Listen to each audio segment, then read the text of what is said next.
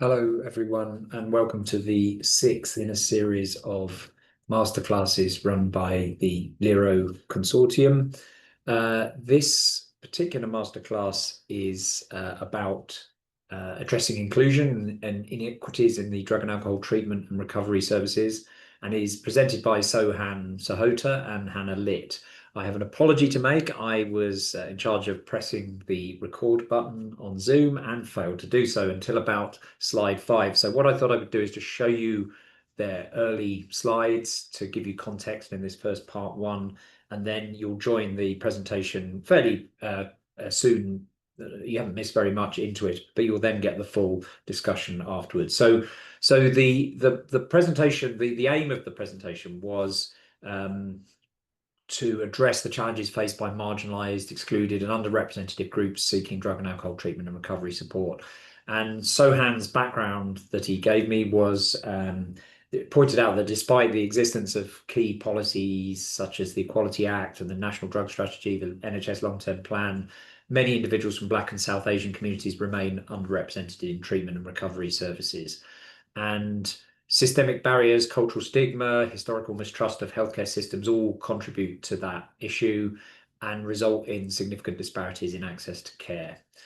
Equality, diversity, and inclusion are crucial in ensuring that treatment services are equitable and responsive. And while policies are in place, gaps in implementation often hinder their effectiveness. There's a pressing need for culturally specific programs that cater to the unique needs of these communities, eliciting trust and engagement through tailored interventions. So the presentation slides begin, as you can see, with the first slide and the title "Decolonisation and Recovery." And the two presenters were Sohan, who's well known to the LERO community in the UK, who's the co-founder of Back In and a lived experience expert with decades of experience in this area. And Hannah Litt is a cultural and decolonisation strategist who led much of the discussion. So they began by highlighting key terminology and discussing those. And you can see in the following slide some definitions to inform the rest of the presentation. But the beginning of the presentation really started with this slide about data and highlighting a number of key facts that come from the treatment system, the treatment world, and about the impact of exclusion from services. And Hannah and Sohan talked around these stats, just really getting them out there to get people to think about and frame the issues that they wanted to discuss in the wider presentation. Hannah talked a lot about the fact that this isn't a policy gap. The policies are all there, but the problem is in implementation. And as the slide says, there is a power gap. The system knows exactly what the issues are, but the gap is not knowledge, it's power. And that Hannah's point was that consultation isn't co-production. Equality impact assessments have become paperwork exercises, and we need to keep challenging the idea that excluded populations are invited to the table, but only after decisions are made. And that's not power sharing, that's performance. So the start of the presentation that you'll join in a minute is started with this quote, which I think speaks for itself, that too often people in Sohan and Hannah's community are reduced to statistics, and that is just another way of dehumanizing people. So I'm not doing these slides at all justice, but I think this is where you will join the presentation, and you can hear Hannah and Sohan talk about it much more articulately. These slides will be available afterwards if you want to see them. We don't need to have more conversations about this. There isn't a gap in knowledge, it's a gap in power. It's a gap of actually who is sitting at the table, who is holding the power. It sits within the institutions. It doesn't sit within the communities. We can see how leadership is still gatekept, and the biggest I think when I started to speak to Sohan is I was really shocked and really upset that actually all of these years on, Sohan is still fighting to be seen as a human being, essentially within the sector and outside of the sector. So what we have to remember is that the equality impact assessments, essentially they're tick box exercises as far as we are concerned as a community. And actually consultation should also, we can sit here and we can talk and share lived in experiences, but where is that co-production? Because otherwise it means absolutely nothing. And what we're looking is actually who sits at the table, who is holding power, why are all of these policies and pieces of research, they've been done, but actually what is the outcome of that? Are we seeing people's lives get better? Are we seeing more people access the service? And if not, then actually it's not a policy gap that we have, it's a power gap, because essentially a policy is a piece of paper. What are we doing to bring it to life?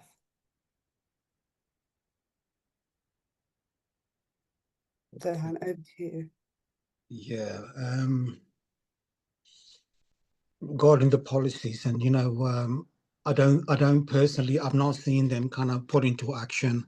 It looks good on paper, looks good on organizational sort of annual reports and everything like that.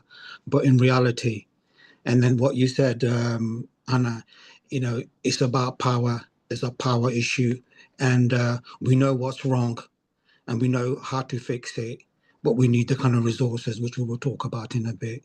And quite often we're told, don't look at what's wrong, look at what's wrong. We will talk about what's wrong because we need to look at what's wrong within our communities. When it comes to treatment, recovery, and rehabilitation, it's all wrong. Everything is wrong about it. And I think what was really important that we know, and if you don't take anything else from today, please take this, is that we keep getting invited to the table after the decisions have been made to take the lived in experience. But where is the co-creation? Where is the power shift? Because that's not power shifting, it is performance. So we And can just sit in a room and be asked, but actually after them, where is the power shift here? just to add to that, Hannah, we have been around the table and we have contributed heavily. We have consulted the communities on behalf of Public Health England in Nottingham, and we gathered the people. They have spoken. They have said what they wanted, what they need, and what was on offer was not what they need. And the recommendations from those consultations, they don't see daylight. And that's a problem. Where does that information go? Because that information from community voice is important to shape service specs.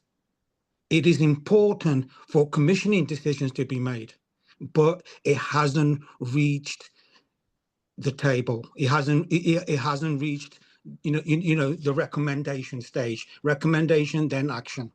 And a lot of that's happening. Information is getting lost along transit. It's getting lost in translation. Deliberately, we could say we don't know.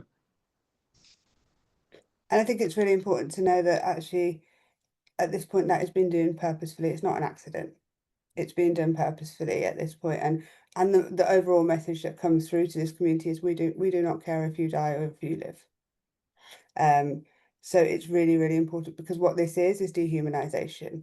And when we look at dehumanization across the globe, what's happening right now, we can see how bad it can get. And we all have a responsibility. We do. We all have a responsibility, and everybody's kind of complicit in what's happening and what's not happening. We all have a voice. We talk about user voice. Where's our voices? That's professionals, our service providers. Everybody kind of seems to get quiet or roll their eyes when we talk about these issues. And we're losing lives at the end of the day.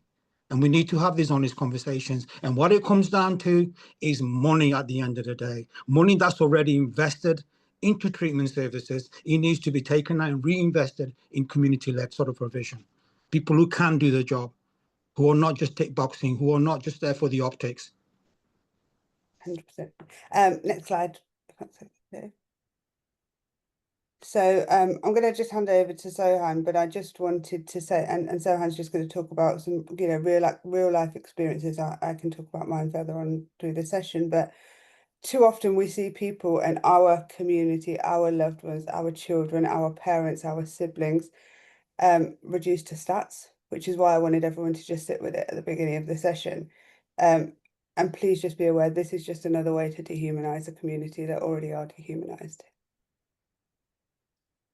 Yeah, I mean, rather than speak about one sort of case study or peer experience, if I just kind of generalize in a way, by the time people, service users, get to our service, they're usually in a crisis, in a terrible mess, a mess that's come about due to consequences of not getting the right treatment at the right time or not getting the support at the right time. And it's very difficult for the team to kind of deal with that, because it's a serious multiple crises. For example, if we look at alcohol, for example, some of the damage, some of the liver cirrhosis, for example, pancreatitis, for example, all of that could have been prevented. There's a failing system that has led that deterioration, that consequence up until this point. And these people, obviously, I mean, they're in a lot of pain. There's not much you can do for them, really, because if you got cirrhosis of the liver, you got very little chance. You can have a transplant, but that's that's dependent on the rest of the organs. If the rest of the organs in the body are not in good shape, for example. And we've had people die in some of the most horrific ways. And we've seen families distraught, sat by their bedside, doctor saying, you got 7 days, do what you need to do, right? Yeah, we're going to have to turn the machine off. You know what I mean? They're not going to make it. And these are some of the stories, some of the incidences, right? Yeah, that mainstream we don't really talk about. And when people like me, Hannah, and a few others, right, yeah, raise this issue, it's like it falls on deaf ears. I don't know what it is. You're looking for a response. You're looking at what that's crazy. That shouldn't be happening. And yet we got world-class treatment, world-class commissioning. Now, is that really true? When we got a population that's not getting the help, that is dying in such terrible, horrible ways, and then it's leaving families and children. Mothers are gone, fathers are gone, uncles are gone, brothers are gone, sisters are gone. There's a lot of bereavement. Even for the bereavement, where do they go? It's kept in the house. You can't take that anywhere, because the services, what services? What are the services? And I think it's what you just said there, Sarah, and it's really, really important that we look at that knock-on effect, because there is nowhere to go. I remember the first time I walked into an NA meeting with my husband about 3 or 4 years ago, and the first thing someone said to me is that if you're going to stick around here, make sure you buy a black suit, because there's a lot of death here and you'll be going to a lot of funerals. And that never left me. Next slide, if that's okay, Ed. So again, just wanted to reinforce the numbers because for some reason people like a lot of data. So here it is.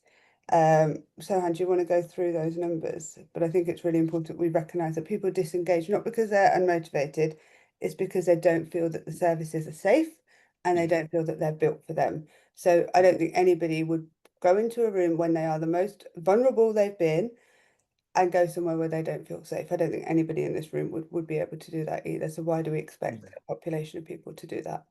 Yeah, thank you, Hannah. Yeah, I mean, we can read the numbers, but sometimes we got to hear the numbers as well.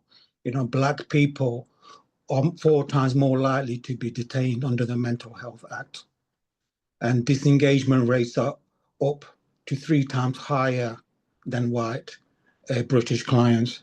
80% of UK services report involving lived experience, but less than 15% include paid, resourced leadership roles. Stigma and shame contribute towards 40 to 60% of early disengagement.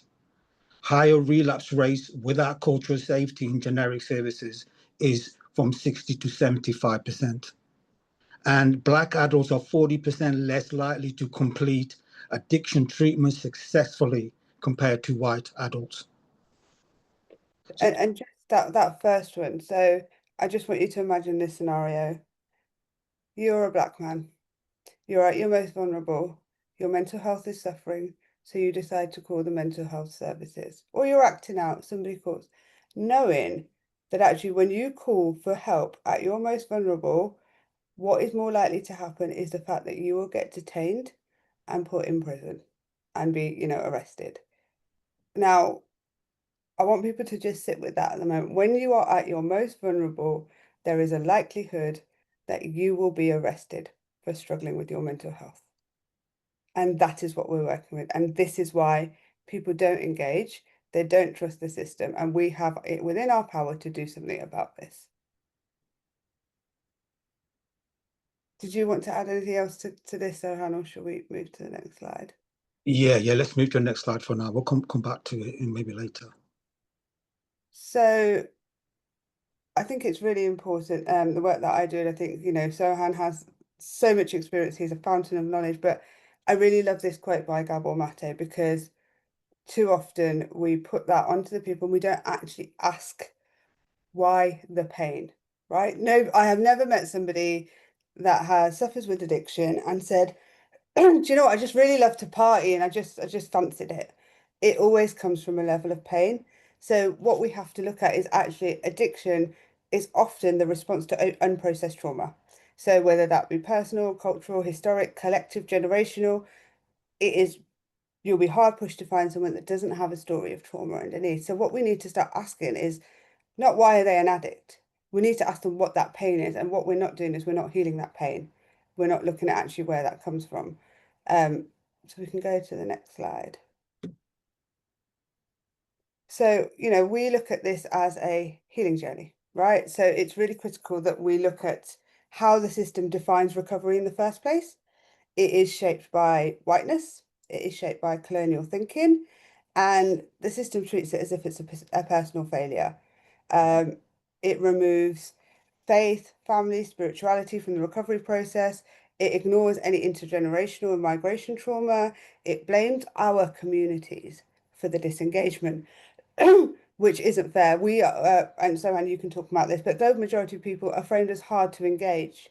We're not hard to engage. We're here and we've always been here. But when we have Western psychology that dominates, and we're looking at actually the recovery model itself, how it has been shaped, we're not, we're not hard to engage. You're just not speaking to us and it's not safe for us.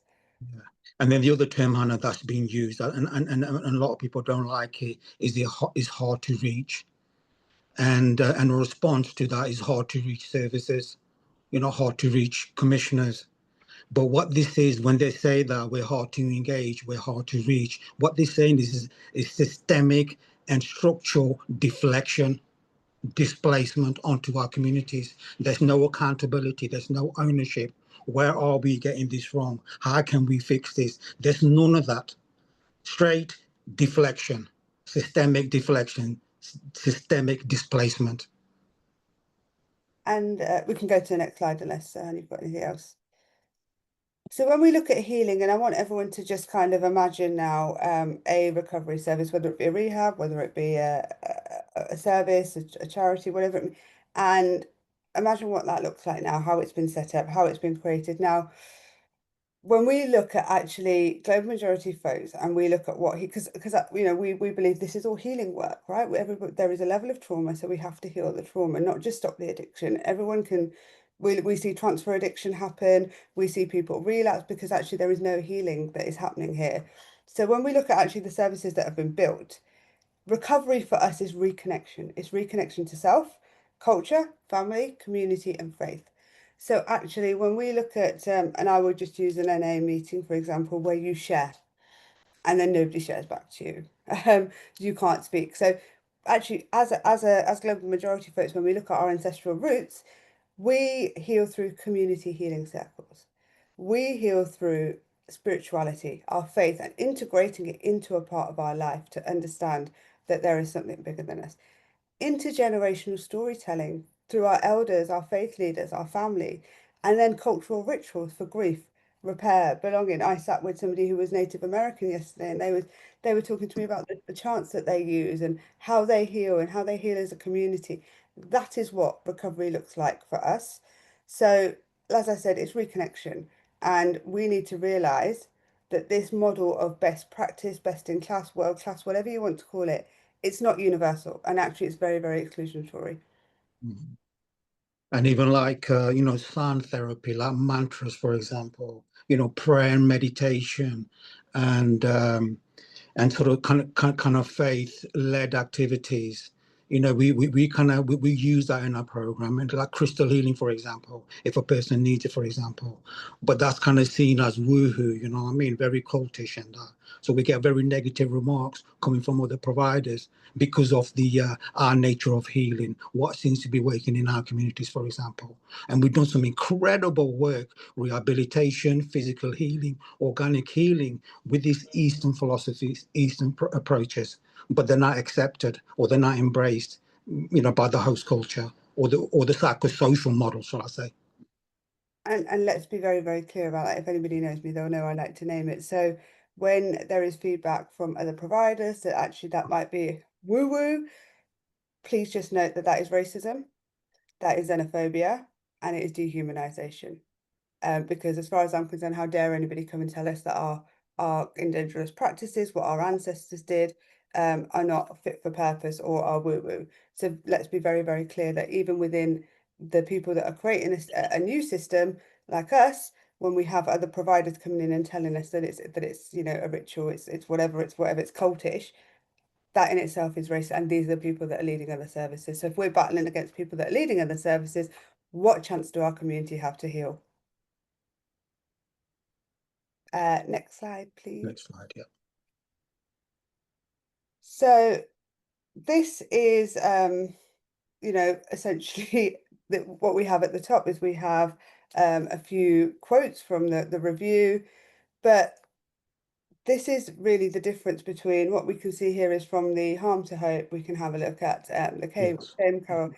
These are policy, right? Each local area encourages the development and supports a recovery community with grassroots organisations which target local populations, including BAME communities according to local need. Lovely, isn't it? It sounds fantastic. But actually, when we go and look at actually the people have said, somebody who is a global majority, somebody in recovery said recovery is not isolation, it's reconnection. They've said you want our lived in experience, but you don't want to give us leadership, funding, or decision-making power. We share our stories and our trauma, but nothing changes, and it feels like extraction and not care. So if anybody actually wants to shout out, do we feel that actually what is more powerful and where is it working? Where are those policies being? Because if those policies were in place and they were working, if we actually had a system that will promote equality and meet the needs of the community, particularly those who have not received an effective service in the past, including people from ethnic minority backgrounds and women, why are our communities still feeling this way? Because as far as we're concerned, like it's a whole load of words on a piece of paper that mean absolutely nothing. So if I can just add this, this is the difference between policy language and lived reality. These are not small gaps, they're chasms.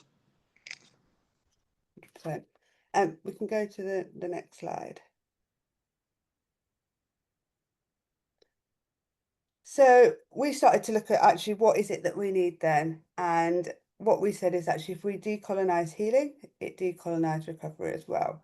So we are not looking to tweak the system, we're looking to redesign it. And this looks like embedding the healing into the recovery and actually looking at cultural safety that is embedded throughout the process. And we look at honouring multiple healing frameworks. And that means going back to Indigenous ways of healing. That goes back to looking at actually the way in which communities heal. We look at lived in experience in service design. And when I say lived in experience in service design, I don't mean that we start pulling out people's trauma, because what we do is we re-traumatize people. Because Sohan is over 20 plus years still sharing his experience. That's not okay. It's re-traumatization. We need to look at the systemic trauma that exists and continues to exist. And then we are looking at collective restoration over individual fixing. This has to be collective.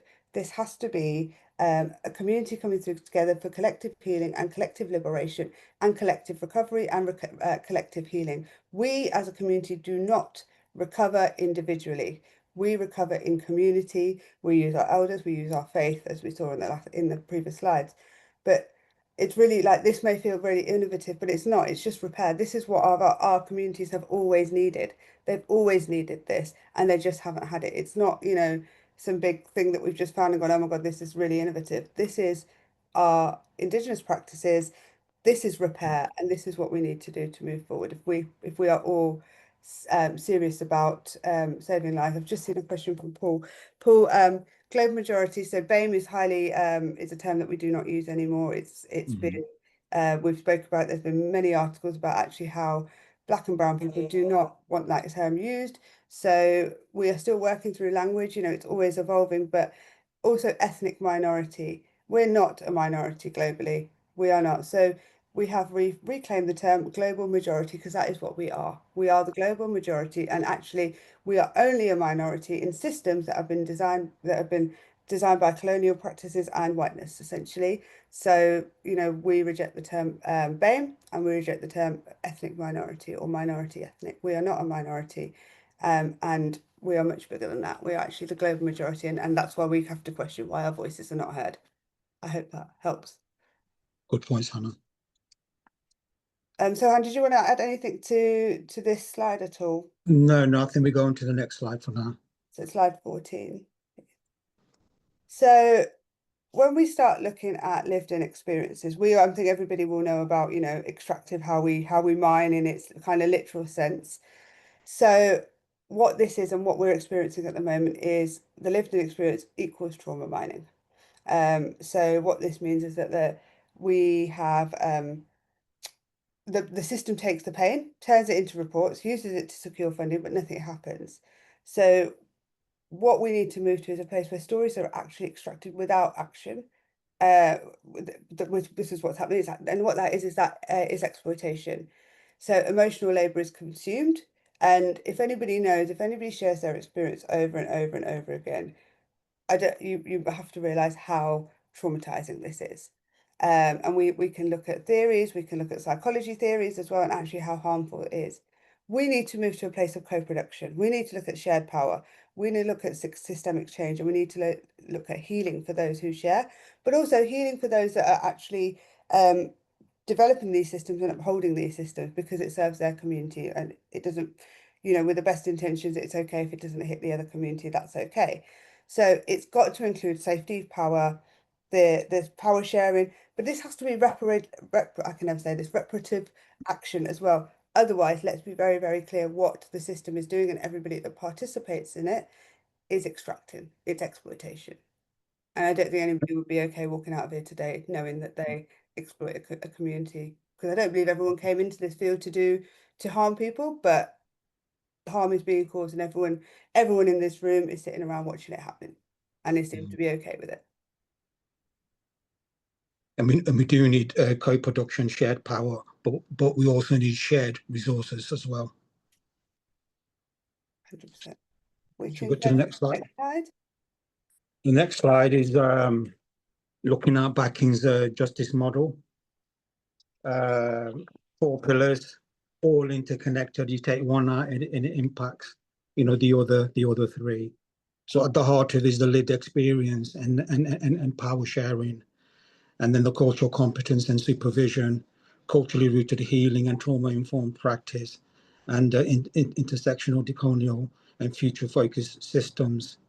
We over the years we've identified areas that that are effective in engaging and bringing about kind of holistic and wholesome healing, and people are kind of getting well. We've got a really kind of good rooted sort of model here, and I know there's other similar organizations I could say, like in Tottenham, Lorne's organization, Bubic, bringing unity back into the community, for example, very similar justice model. And then we've got the newest developing LERO as well, Free in Recovery in Leicester. We can maybe come back to this a little bit later, but I just wanted to kind of give an overview of it for now. I don't know if you want to add anything to it, Hannah. Yeah, and I think it's just like, I mean, I'm not sure if we can send this slide out or all the slides after this, but there's a lot in it, and I think just read through it and digest it. But what this model shows is actually what we currently have is not fit for purpose, and it's not about tokenism. This is structural change, it's systemic transformation. that actually heals because we don't want to move a place where actually addiction is we're continuing the cycle. If we can start healing people, then actually maybe the cycle stops. And that's something. So this is real. This is not tokenism. This is real structural systemic change. We can go to the next slide. And there's something just to add to that previous slide. You know, people, they want to get well, and the secret is helping them to get well, but also to stay well. You know, so they don't come back through the doors again, revolving doors of treatment. And we seem to be getting the same people coming in and out, in and out, in and out. So something is not working there. 100%. So this slide is around kind of what real equity really requires. And I think we have to be very intentional about the structural power shifts, the leadership diversification, the long-term funding, and co-design, not tokenism, and then cultural safety, make sure that's embedded at every stage of the process. Now, I think when we look at certain communities, I will speak for the South Asian community, we are told to just be grateful. So we have a level of healing to do where we actually have to put our head above the parapet and say, and this is why we're here today. But we are looked at like charity. This is not charity. This is actual decolonisation. This is repair. This is looking at a system that has been built and designed this way to continue the harm. So if we decide that we want to stop that and move that forward, because again, this real, like, you know what, they've helped me, they've given us a little bit of funding, let's be really grateful. And one thing I will say to everybody here is never be grateful for living, right? The world owes, we all deserve to be able to live and have access to the services. We are not a charity. And this is when we are seen in that way, and from a tokenistic point of view, this is when actually more harm is caused. So it's not really about being included into a broken system, because the system is broken and it's broken for everybody. And I just wanted to be really clear, what we're looking at is a system that isn't just for global majority folks. If we get this right, this helps everybody. Everybody. Yeah. So this is about, I can give you an example. So if we have somebody that is hard of seeing, so let's say they're sight, and we put a sign up there with bigger letters so they can see it. Now that's going to help everybody, because you know what, you might be able to sit a bit further back, might walk us further, you know where you're going. But that's to help one person, but that will help everybody. So we need to start looking at how we do that. And that's not being, we don't want to be included into a broken system. How do we redistribute power? And when I say redistributing power, I mean, who is making these decisions? Who are you bringing into the room? Whose Indigenous experiences are we taking into account? How are we opening our minds to look at the way that we actually heal and what recovery means and the trauma that comes with it? And ultimately, this is our responsibility to all repair the harm that has been caused, and from a system that essentially harms us all. Because if it didn't harm everyone, we wouldn't all be in the room right now. But it's not equitable. Yeah, it has to work for everybody. And I'm going to use an example here from my own, and I don't know if Jit is in the meeting, but Jit set up and sorry Jit, I'm talking your business, but Jit set up a meeting in Leicester that I've been to a few times, an AA meeting, and it is a culturally competent, and actually there is several languages that are spoke there, right? And what I found, and I've seen this across my career, is that when that space was created for people that could come and express themselves in their language, they could be among community. The amount of white people that come in there and feel like they are part of that community as well, and there is no issue. So the questions we have to ask is that when global majority folks create a space and decolonize that space and just do what's right for the people within the framework that they've already been given, white people can come into that and feel like they belong. But why is it not the other way around? Why do global majority folks feel like they can't walk into a room and they do not belong? And that is the question that we have. So when we know that actually global majority folks can create spaces and create systems where everyone feels welcome, why are they not sitting and why are they not making decisions? Why are we not looking at that power shift? If somebody can create a system that works for everybody, but you still have people that are creating it that work for a few, why are we doing that? And I just want to leave that question with people as we go to the next slide. Yeah, just let me add something quickly. So we've got another slide or two, so we'll be done with the presentation in the next 4 or 5 minutes. You know, backing as an organization was particularly kind of set up because of the underrepresentation and communities that wasn't coming into mainstream. And what we've noticed is in the last couple of years, you know, third of the service users are from the white British community. that are accessing our services now. We don't turn anybody away, but we do specialize in particular underrepresented groups, and that because they need representation. So it's a phenomena that we're seeing what Hannah was talking about.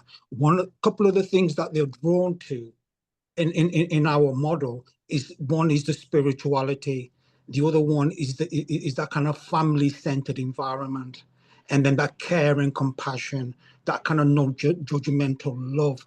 Love gets mentioned so many times, and again, love in mainstream, right? Yeah, isn't given the credit that it needs to. Broken people need love.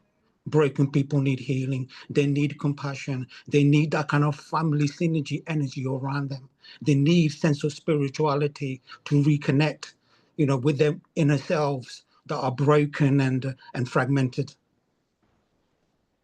So I'm going to go to the next slide, just tie this into a next slide, Ed, and I think this one more slide after this. So our challenge to the system, and if I can say this, we know what works. We got evidence, and we got history, we got track record. Where the problem lies is around needing long-term funding for community-led models like ours, for example. So if there's a big issue underrepresentation across the country, we've got 3 organizations that are community-led, grassroots-led. The level of experience and knowledge that can be used to engage with other communities that are not engaging. That quote from Dame Carol Black's review, and then the from Harm to Hope a quote. Very little of that is happening. There's nothing happening from mainstream. So what we need, Rob, we don't need small 1-year funding, 6-year funding. We need long-term funding as effective community models, and we need to be part of that ring-fenced, protected funding rather than funding given to mainstream, and then we have to be subcontracted. We have to compromise our model, the way we work, our practice gets compromised, and the 2 approaches get convoluted. We want to practice in the way we know is effective, and we want to have that autonomy. We want to give people choice. But where the problem is local funding, drug and alcohol funding, we don't get that. If we do get it, it's very little. It's an afterthought. It's a tokenism. It's a tick box, and we don't want to play tick box games. We don't want to be tokenized for the sake of small pieces of funding, because we are complicit in the very systems we are challenging, very systems that are broken. We don't want to add to the brokenness. We want to help repair and rebuild, but also at the same time create alternatives. People should have alternatives. People should have a choice. And this challenge to the system, it's just be really clear. This isn't about waiting for permission. We're no longer waiting for permission. This is already happening, and it's being built right now. And I think the last quote, you want to finish on that last quote? It's your quote. Yeah. So again, this is just sorry, it's the next slide, if that's okay. Equity isn't about inviting us in. It's about rebuilding the system so no one gets shut out. And we need to look at, and I think for me personally, I haven't put it on the slide, but this session, and I just wanted to give a shout out, because there are so many people here who are even on this call, for the ones who are here healing in plain sight, and the ones who have, and Sohan used that word, that have chosen love, even when the systems have showed and the world have showed that they don't love them back. And they are the people that are creating this. They are the people that are being excluded, but they're here anyway. So I think it's really important that we honour and we shout out to all the people here, like Sohan, like can't remember who else I saw here, that are here. You know what? The world doesn't love us. It's quite clear. The system doesn't love us. But do you know what? You're here, you're healing, and you're choosing love, and you're choosing community anyway. And please be proud of yourselves, because I'm proud of you too. And I think the overall crux of this is we're no longer waiting. We're no longer watching our communities die at the hands of a system. So we're already building the new standard, and here we are. So either people can come on the journey with us, but we're not stopping, and we're not letting this happen any longer. Thank you, Anna. Good point to finish. Thank you, everybody. Thank you, Ed.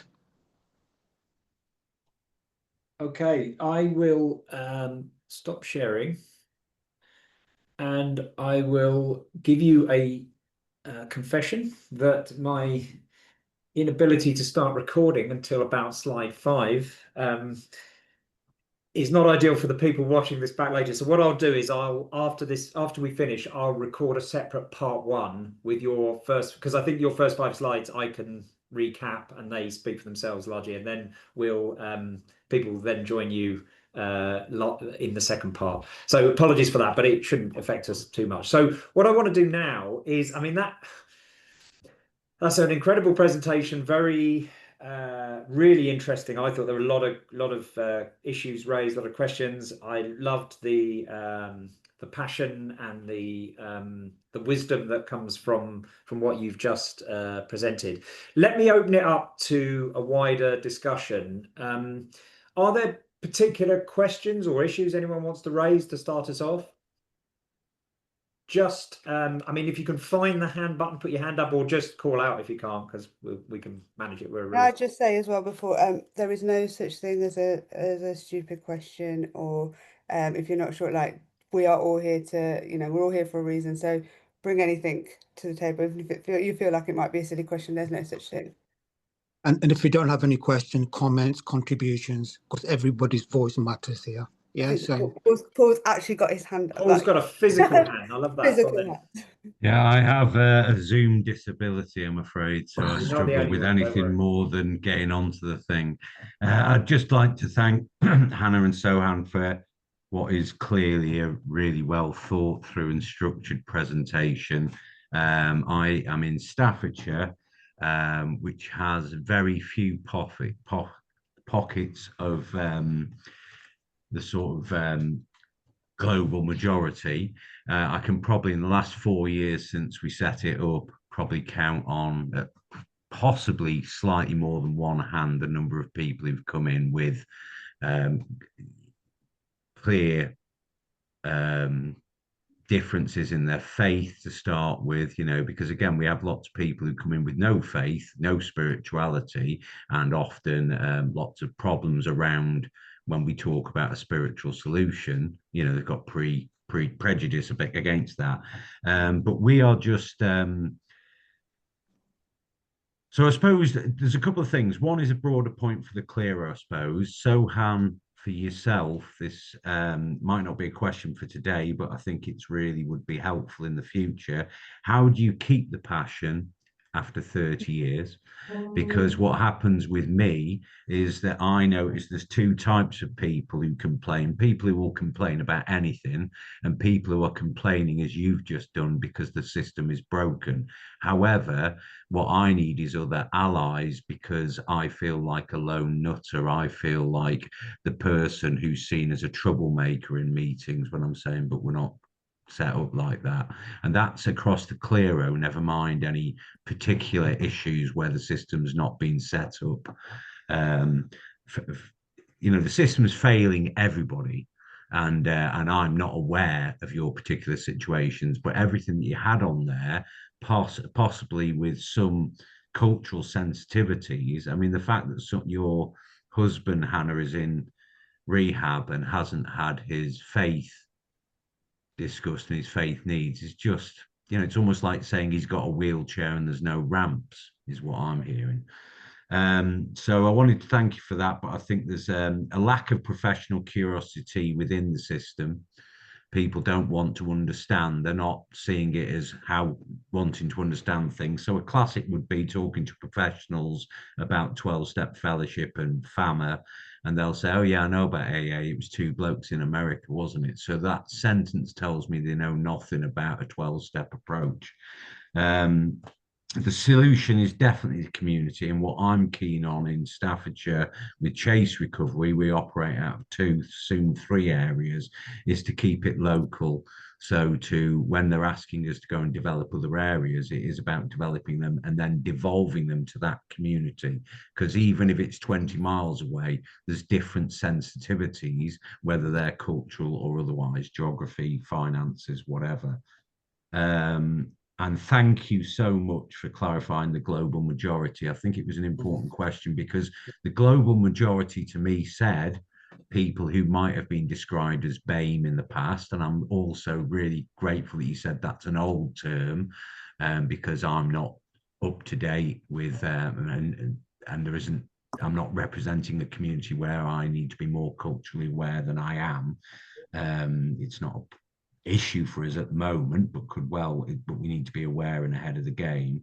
But the other thing is that I thought you were talking about the global majority of the way that the system has been set up to meet the needs of Western culture and Western's thinking and Western psychiatry. And I have done some work many years ago in mental health, and the overrepresentation of particularly Black, African, Afro-Caribbean men is just shocking. And that was 30 odd years ago, 40 years ago, and I don't think it's changed. So I really I thought it was wonderful, the mix of stats, as well as you then chunking it up to certain bits that you wanted to discuss. Right, I'll shut up. Thank you again. No, I just wanted to something you said around, not having the community, just looking at stats, but also looking at my own lived experience with my husband. My husband wasn't an addict until trauma led him into the criminal justice system.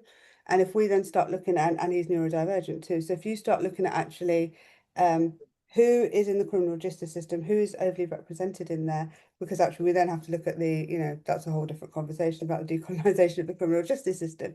So they do exist, Paul. They are in your area. They just don't feel safe enough to come to you.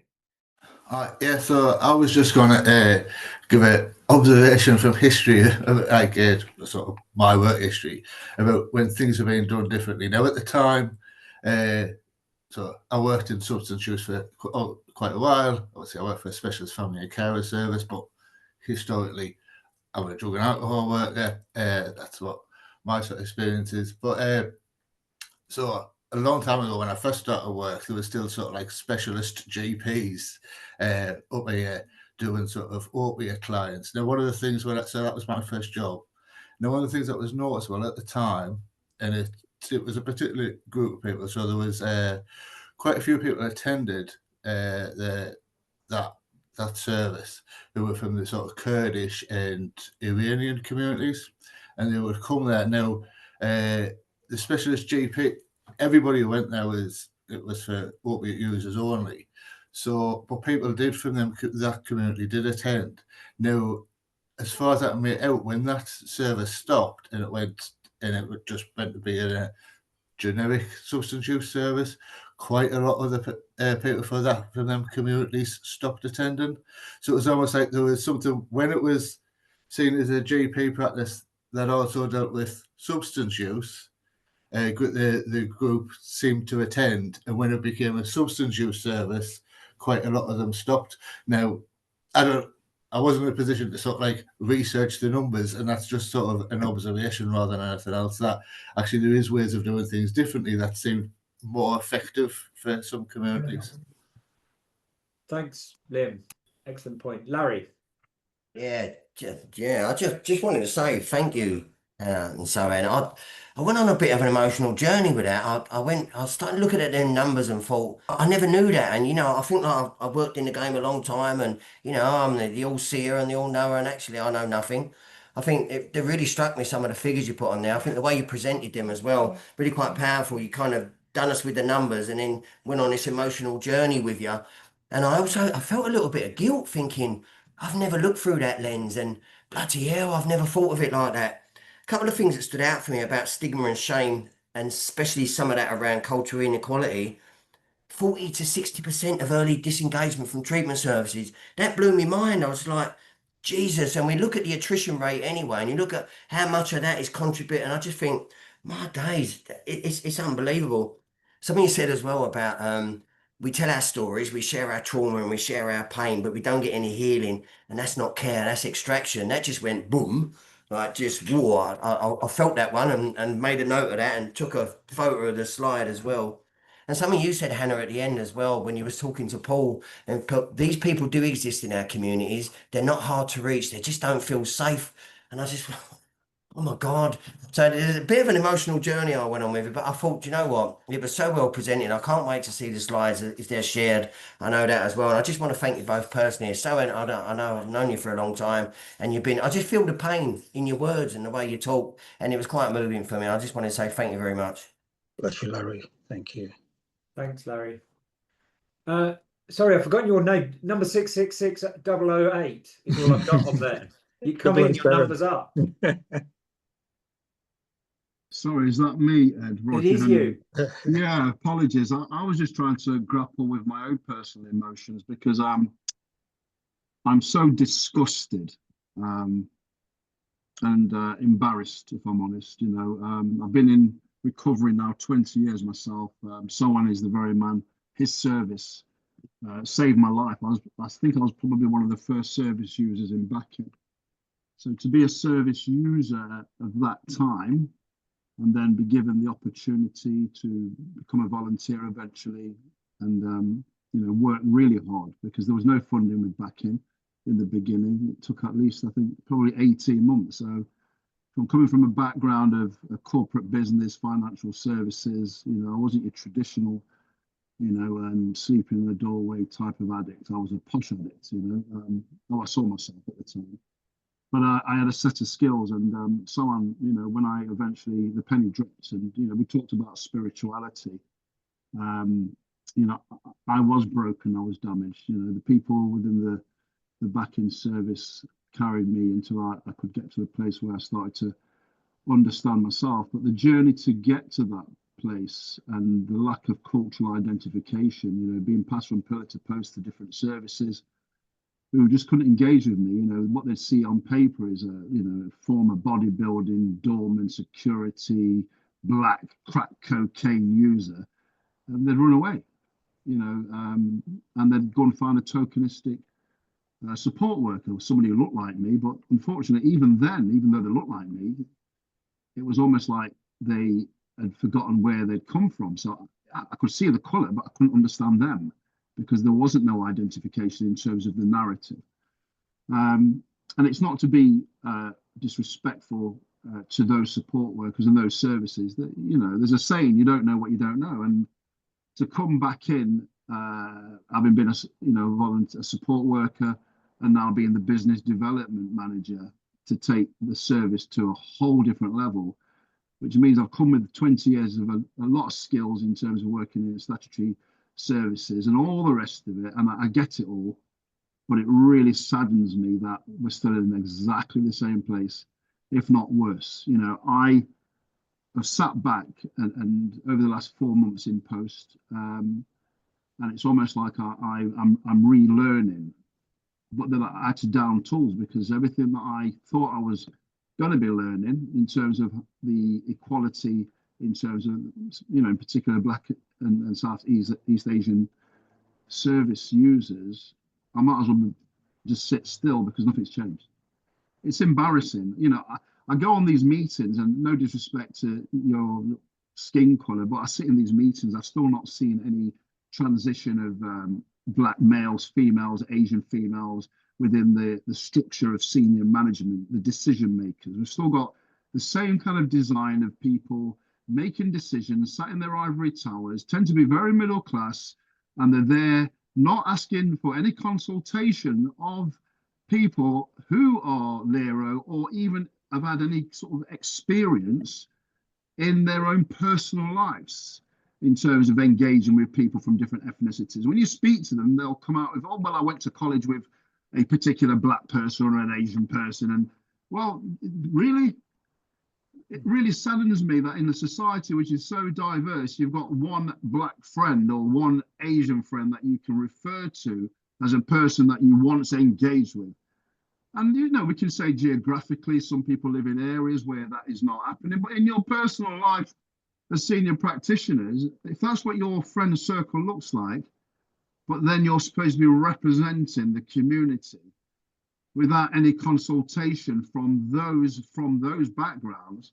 You know, if someone mentioned CLG or CGL or whatever they want to call themselves these days, and it's no disrespect, but I sat there at the DDN and I watched how they used and exposed a Black service user on stage I've got to say, and went, really to town with this guy in terms of using him as a poster boy to demonstrate how amazing their service is in terms of how they've been working with one particular black person. And the reason I say that is because I went and spoke to the gentleman afterwards. In fact, I've got his book on my desk here called Homeless in Poetry.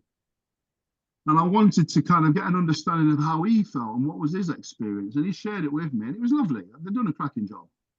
However, when I asked the service manager for the statistics in terms of how many of these particular people have been a success, then they really couldn't answer because of the embarrassment. So to use somebody as a marketing ploy to demonstrate your work, it really saddens me.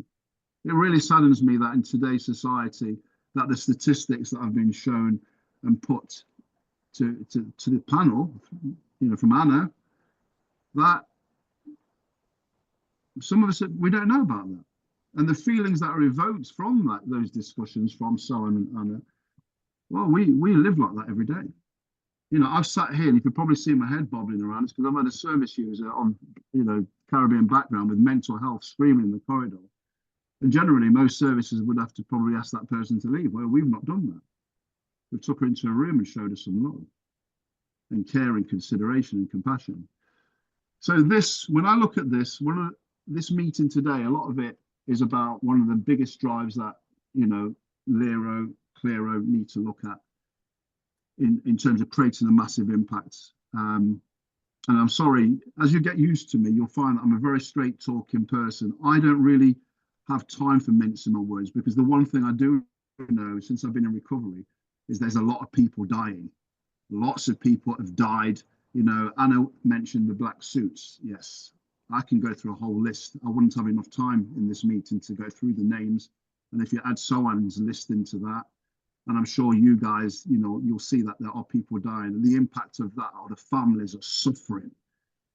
So the information that has been put forward today, I would say that on its own would be a firm indication of the lack of cultural competency and the need for it to be delivered through the services, starting with the stakeholders from the top. So their decision making that they make is not of themselves or bits of information where they've had tokenistic support workers going into the communities and collating the information, or the pockets of bits of funding that they give to organizations so they can start to look at putting together a structured strategic plan. Or, to be quite ruthless, is those who are getting the big government money can tick their boxes to say that they've done the work. This is almost like modern day slavery. By going to third sector organizations who are doing the hard graft, such as what James has alluded to, 50 volunteers, it's unheard of. People don't want to volunteer these days. But then when you start looking at trying to provide them with a salary, a wage, especially those who have got lived experience, I know Dot and her organization are very, very powerful when it comes to giving people second chances, and sometimes we have to be in a place where we take those risks. We look at the risk assessments, as I've done in the past, and get the best person for the job, as opposed to somebody coming out of university with no life experience. So I guess where I'm at, and I'm quite passionate about where I want to go with this. We sat in the CLERO meeting the other day, and we talked about how we can make the massive changes that need to happen.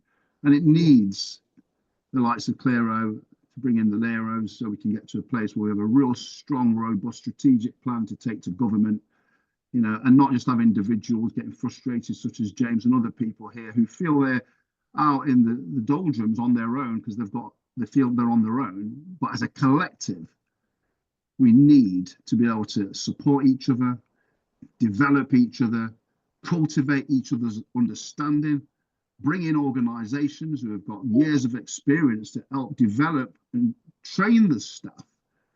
Because I tell you what, when you're from an African Caribbean background or Southeast Asian background, you get a small window of opportunity to be able to assess as a service user whether or not this is the right place for me.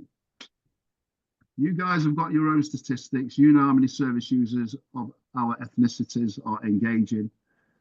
And you know, the reality of it, it's appalling.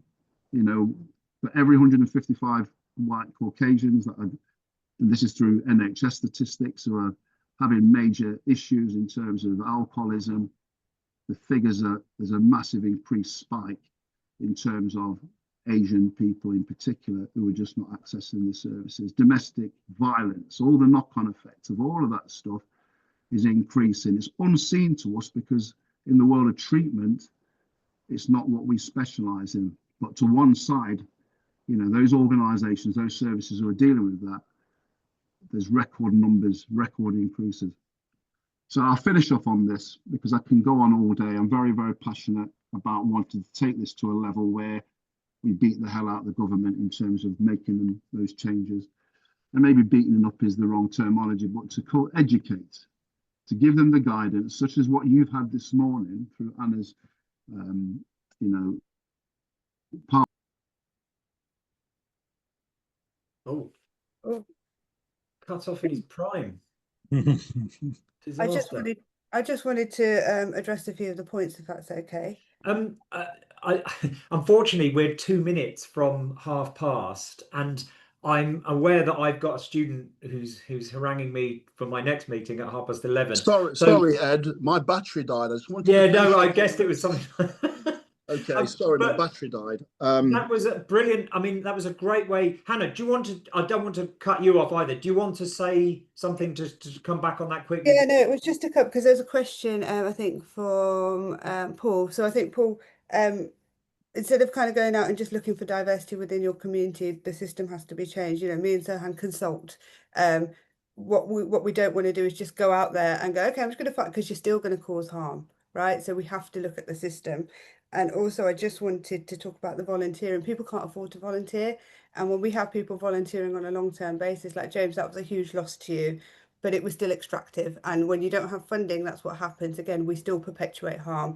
Everyone that comes in should be paid, right? Or they should get something out of it. Otherwise, it is still extractive. What we're doing as well, we're still upholding a system. And then I think I just wanted to highlight this whole look for the similarities, not the differences. And I think 666, I didn't catch your name, sorry.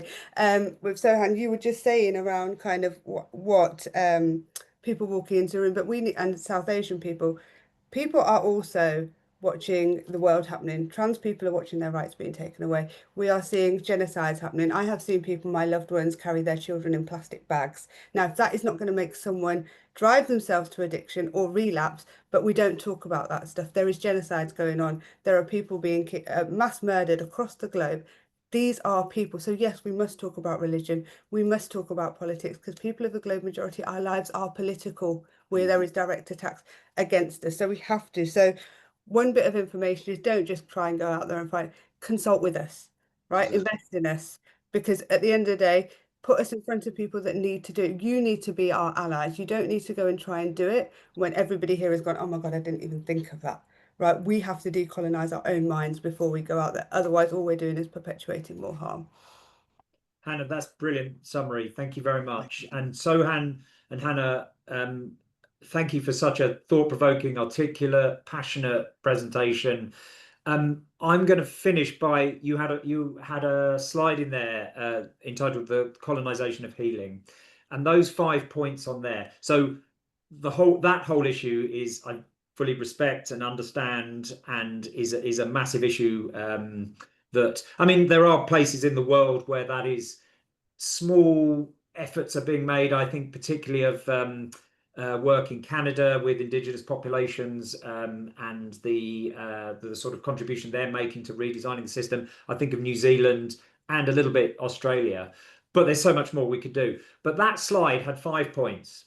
Addiction treated as a personal failure, detachment from faith, family, spirituality, Western psychology dominates, intergenerational trauma ignored, global majority framed as hard to engage. I think those 5 points apply to our treatment system. And I think people like me in the treatment system need to understand that if we adopted those, the whole thing would be so much better. I genuinely believe that. But this is the argument that we need to keep making. We need to keep understanding the situation. We need to keep talking about it. We need to harness the passion, because some of the points that made, it would be better for everyone. Hannah, the point that you made, it's better for everyone if we get this sorted out and redirected and repurposed. I'm going to stop there because we've slightly overrun. Thank you so much. Just before I go very quickly, I just want to say the Art to Reach community, okay, statement's been out for a long, long time. And I remember someone saying, you know, it's not hard to reach, it's easy to ignore. Fair point. I mean, absolutely. And that point's well made. I think, guys, thank you so much. I think we need Paul's point about what do we do. I think that's part 2 of this webinar is starting to direct actually specific tactics and strategies that can be used. But for that moment, I'll leave it there. Thank you so much for joining us, and I look forward to seeing you next month at the next masterclass. Thank you very much. Thank you. Thanks, Ed. Cheers. Take care. Thank you, everybody. Thanks, Hannah. I've got my email address in there if anyone wants to connect, or if anyone has any extra questions for me or Sohan, I've got my email address. Thank you very much. Cheers, Thanks, Hannah. everyone. Take care. Take care. Bye-bye.